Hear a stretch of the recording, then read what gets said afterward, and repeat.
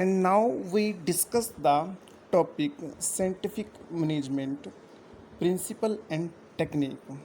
First of all, we know about the F.W. Taylor, and full name is F.W. Taylor is Frederick Winslow Taylor,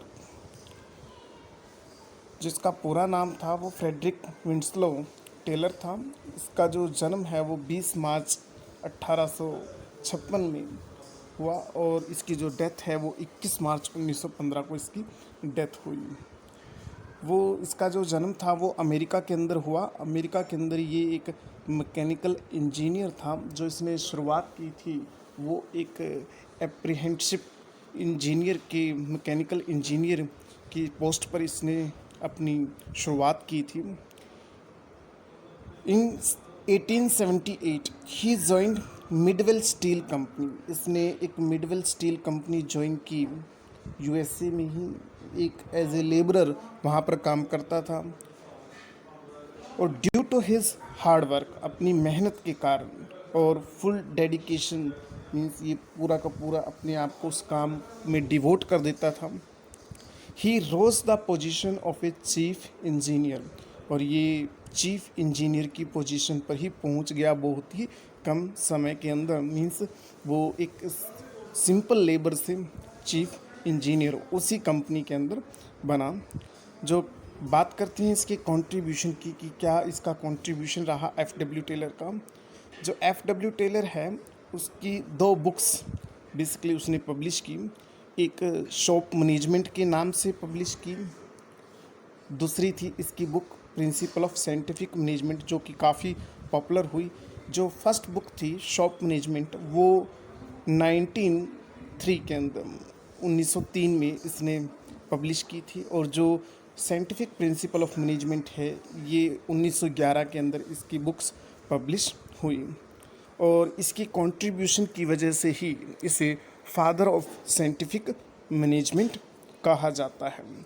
means इसने जो factory management के अंदर अपने जो theories और principles दिए जो काफ़ी पॉपुलर रहे। Now we talk about the principle of scientific management. First principle is science not rule of thumb.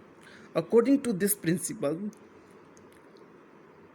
Scientific management discards old technique of doing work.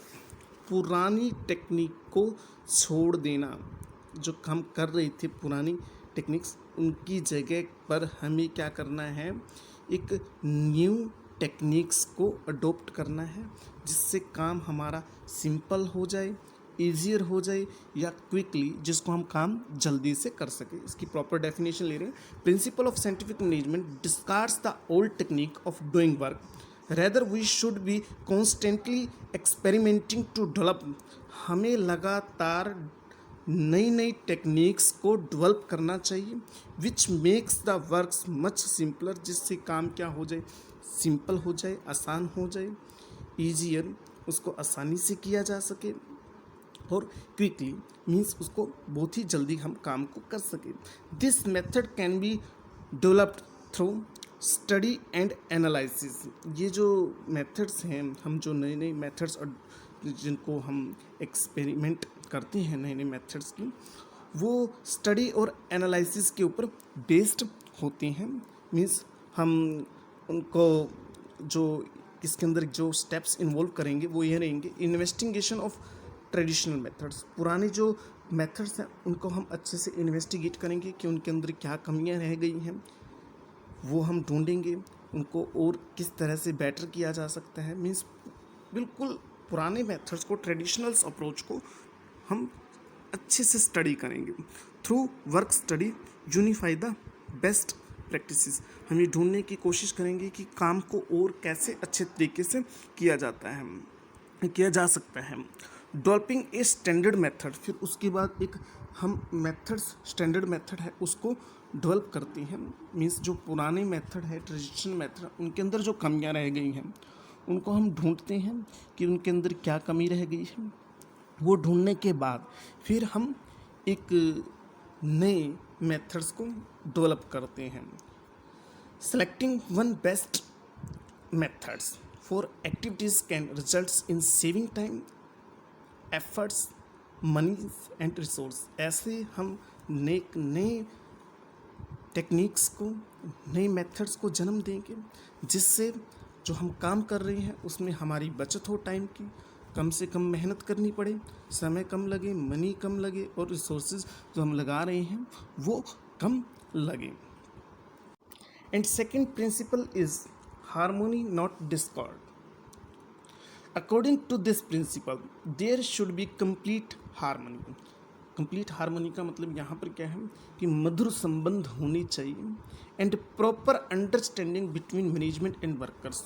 मधुर संबंध की अगर हम बात करते हैं, स्वीट रिलेशनशिप, वो किसके बीच में, मैनेजमेंट और वर्कर के बीच में, और प्रॉपर अंडरस्टैंडिंग होनी चाहिए मैनेजमेंट और वर्कर के बीच में। वो एक दूसरे को समझें, उनकी प्रॉब्लम्स, उनके सुजेशंस को अडॉप्ट करें।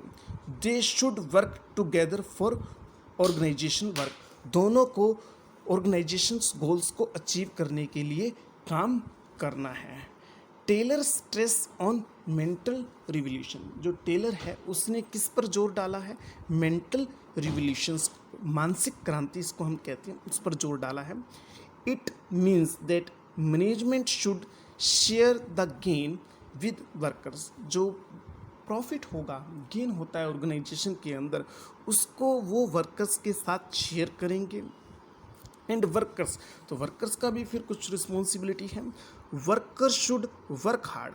वर्कर को क्या करना है, वर्क हार्ड करना है for the betterment of the business. और बिजनेस के लिए वो क्या करें, और अच्छे से दिल लगाकर, मन लगाकर काम करें। मीन्स टेलर का मानना था कि जो कन्फ्लिक्ट्स हैं मैनेजमेंट और वर्कर्स के बीच में वो ख़त्म हो जानी चाहिए। दोनों को मिलजुल कर काम करना है। प्रॉफिट के लिए उनको आपस में नहीं लड़ना है, बल्कि जो उनके जो एफर्ट्स हैं वो इस बात पर होने चाहिए कि कैसे प्रॉफिट को ज़्यादा किया जा सके। मतलब जो उनकी जो लड़ाई है वो डिस्ट्रीब्यूशन ऑफ प्रॉफिट पर नहीं होनी चाहिए, बल्कि जो उनका मेन फोकस है, वो जो मेन अटेंशन है, वो प्रॉफिट को इंक्रीज़ करने में होनी चाहिए। तो इसके लिए वर्कर्स को ज़्यादा हार्ड वर्क करेंगे तो प्रॉफिट ऑर्गेनाइजेशन को ज़्यादा होगा। तो मैनेजमेंट वो प्रॉफिट्स शेयर करना चाहिए वर्कर के साथ। तो ये मेंटल रिवोल्यूशन उसने दिया है। मतलब वो ये कहता था कि जो दोनों का एटीट्यूड है वो एक दूसरे को एनिमी ना समझे, दुश्मन ना समझे, बल्कि उनका जो एटीट्यूड है वो पॉजिटिव होनी चाहिए और पॉजिटिव फीलिंग एक दूसरे के साथ उनको रखनी है। मीन्स पूरे अच्छे रिलेशनशिप ऑर्गेनाइजेशन के अंदर होंगे तो फिर दोनों को बेनिफिट मिलेगा। And next principle is corporation not individualism. According to this principle there should be corporation between management and worker instead of individualism. जो वर्कर्स और मैनेजमेंट हैं उनके बीच में कॉरपोरेशन होना चाहिए, आपस में सहयोग होना चाहिए, ऑफ इंस्टेड ऑफ इंडिविजुअलिज्म। व्यक्तिवाद उनके अंदर नहीं होना चाहिए। मीन्स उनको मिलजुल कर सहयोग से काम करना है, सिर्फ अपने बारे में ही नहीं सोचना है।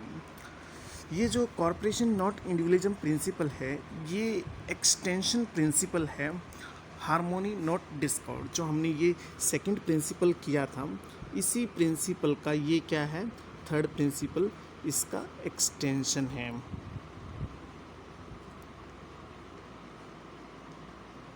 इसी का क्या है, ये विस्तार में दिया हुआ है।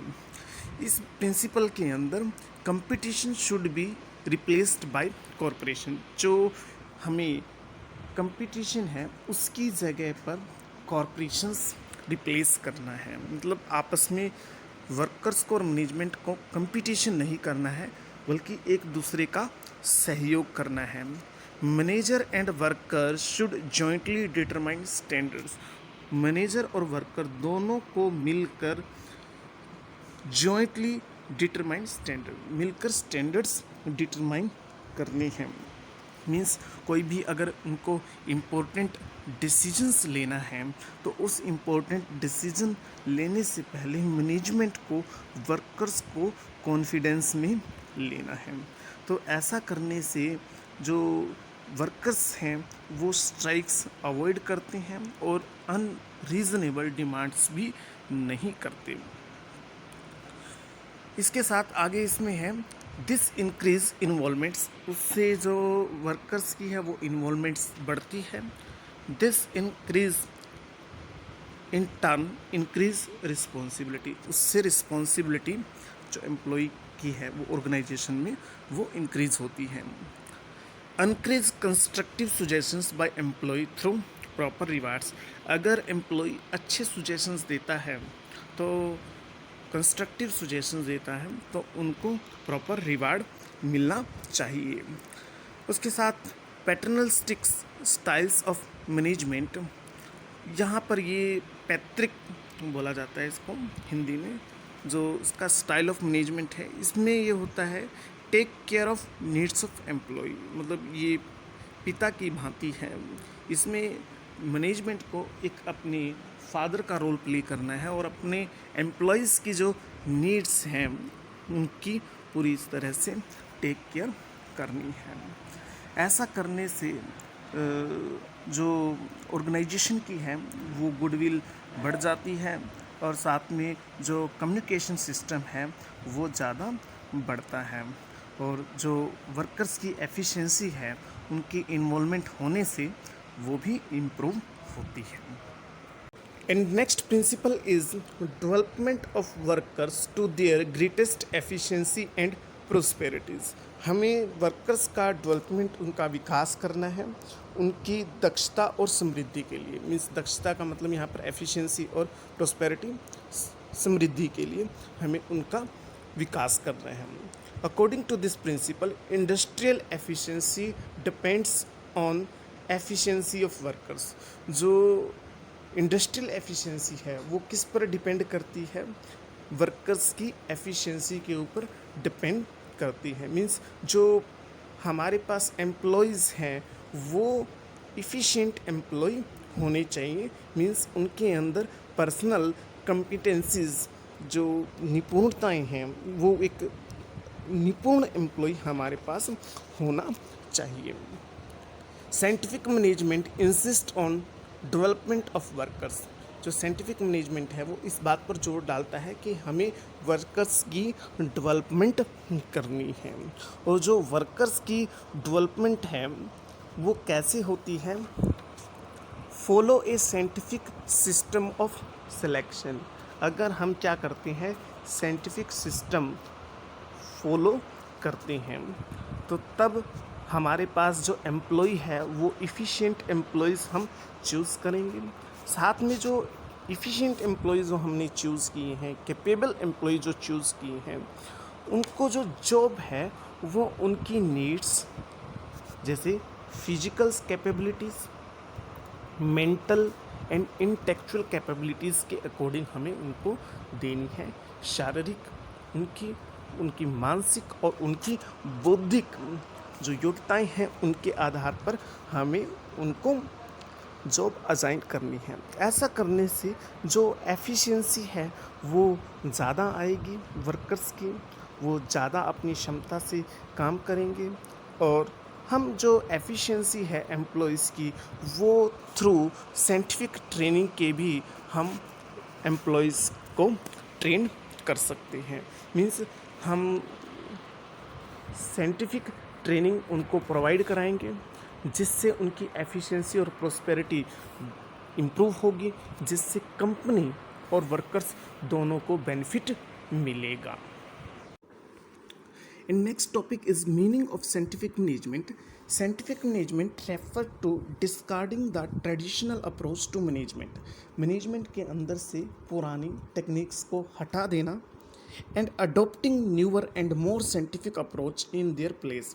उनकी जगह पर नई और मोर साइंटिफिक अप्रोच को अडॉप्ट करना इज़ कॉल्ड साइंटिफिक मैनेजमेंट। उसको साइंटिफिक मैनेजमेंट कहा जाता है। Means scientific management refers to use of scientific systematic objective logical principles and techniques to various management functions is called scientific management.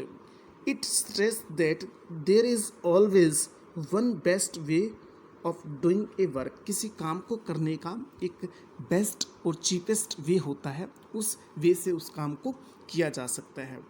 एक किसकी जो F.W. Taylor ने ही definition दी है, और वो डेफिनेशन है scientific management means knowing exactly what you want to do.